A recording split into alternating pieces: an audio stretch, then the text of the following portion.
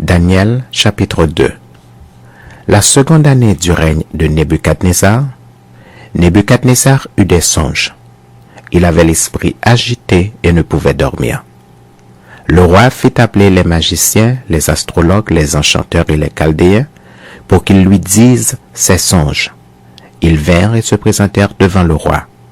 Le roi leur dit, « J'ai eu un songe, mon esprit est agité, et je voudrais connaître ce songe. » Les chaldéens répondirent au roi en langue araméenne, « Ô roi, vis éternellement. Dis le songe à tes serviteurs et nous en donnerons l'explication. » Le roi reprit la parole et dit aux chaldéens, « La chose m'a échappé. Si vous ne me faites pas connaître le songe et son explication, vous serez mis en pièces et vos maisons seront réduites en un tas d'immondices. Mais si vous me dites le songe et son explication, vous recevrez de moi des dons et des présents et de grands honneurs. C'est pourquoi, dites-moi le songe et son explication. » Ils répondirent pour la seconde fois, « Que le roi dise le songe à ses serviteurs et nous en donnerons l'explication. » Le roi reprit la parole et dit, « Je m'aperçois en vérité que vous voulez gagner du temps, parce que vous voyez que la chose m'a échappé. Si donc vous ne me faites pas connaître le songe, la même sentence vous enveloppera tous. Vous voulez vous préparer à me dire des mensonges et des faussetés en attendant que les temps soient changés. C'est pourquoi, dites-moi le songe, et je saurai si vous êtes capable de m'en donner l'explication. » Les chaldéens répondirent au roi, « Il n'est personne sur la terre qui puisse dire ce que demande le roi. Aussi jamais roi, quelque grand et puissant qu'il ait été, n'a exigé une pareille chose d'aucun magicien, astrologue ou chaldéen. Ce que le roi demande est difficile. Il n'y a personne qui puisse le dire au roi, excepté les dieux dont la demeure n'est pas parmi les hommes. » Là-dessus, le roi se mit en colère et s'irrita violemment. Il ordonna qu'on fasse périr tous les sages de Babylone. La sentence fut publiée, les sages étaient mis à mort et l'on cherchait Daniel et ses compagnons pour les faire périr. Alors Daniel s'adressa d'une manière prudente et sensée à Arjoc, chef des gardes du roi qui était sorti pour mettre à mort les sages de Babylone. Il prit la parole et dit à Arjoc, commandant du roi, « Pourquoi la sentence du roi est-elle si sévère ?» Arjoc exposa la chose à Daniel, et Daniel se rendit vers le roi et le pria de lui accorder du temps pour donner au roi l'explication.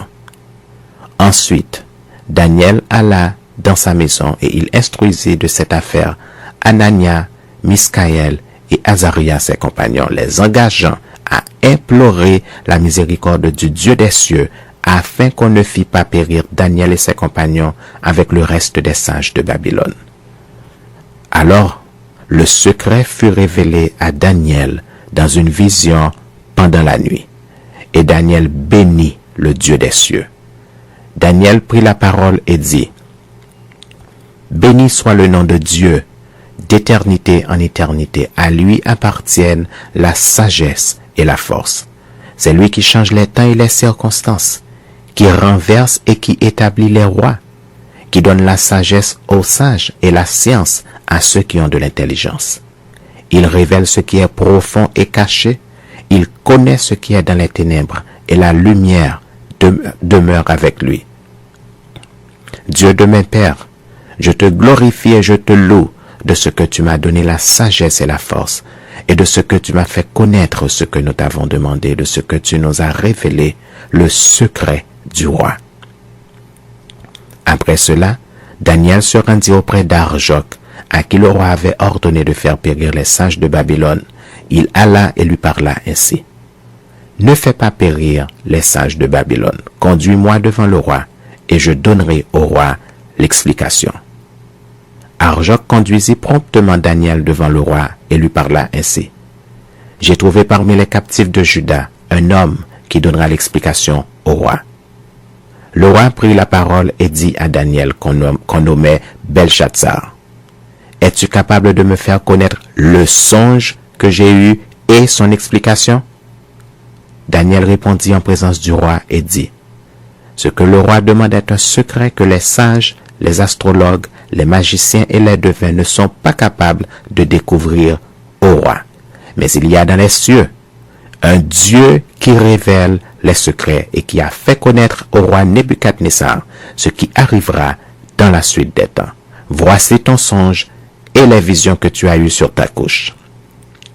Sur ta couche, ô roi, il t'est monté des pensées touchant ce qui sera après ces temps-ci, et celui qui révèle les secrets t'a fait connaître ce qui arrivera.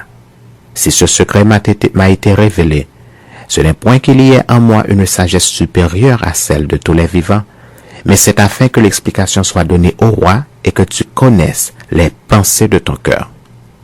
Ô roi, tu regardais et tu voyais une grande statue. Cette statue était immense et d'une splendeur extraordinaire. Elle était debout devant le roi et son aspect était terrible. La tête de cette statue était d'or pur.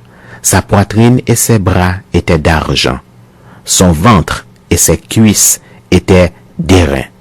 Ses jambes de fer, ses pieds en partie de fer et en partie d'argile. Tu regardais lorsqu'une pierre se détacha sans le secours d'aucune main, frappa les pieds de fer et d'argile de la statue et les mit en pièces. Alors le fer, l'argile, l'airain, l'argent et l'or furent brisés ensemble et devinrent comme la balle qui s'échappe d'une herbe en été. Le vent les emporta et nulle trace n'en fut trouvée. Mais la pierre qui avait frappé la statue devint une grande montagne et remplit toute la terre. Voilà le songe. Nous en donnerons l'explication devant le roi. Ô roi, tu es le roi des rois, car le Dieu des cieux t'a donné l'empire, la puissance, la force et la gloire. Il a remis entre tes mains en quelques lieux qu'ils habitent, les enfants des hommes, les bêtes des champs et les oiseaux du ciel. Et il t'a fait dominer sur eux tous, c'est toi qui es la tête d'or. Après toi, il s'élèvera un autre royaume, moindre que le tien, puis un troisième royaume qui sera d'airain et qui dominera sur toute la terre. Il y aura un quatrième royaume, fort comme du fer, de même que le fer brise et rompt tout, et il brisera et rompra tout, comme le fer qui met tout en pièces.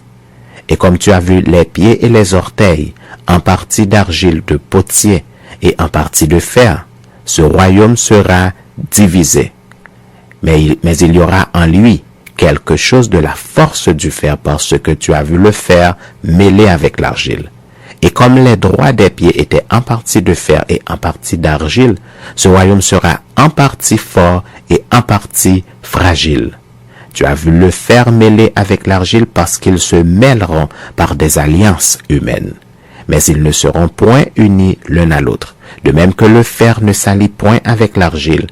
Dans le temps de ces rois, le Dieu des cieux suscitera un royaume qui ne sera jamais détruit et qui ne passera point sous la domination d'un autre peuple. Il brisera et anéantira tous ces royaumes-là et lui-même subsistera éternellement. C'est ce qu'indique la pierre que tu as vue se détacher de la montagne sans le secours d'aucune main et qui a brisé le fer, l'airain, l'argile, l'argent et l'or.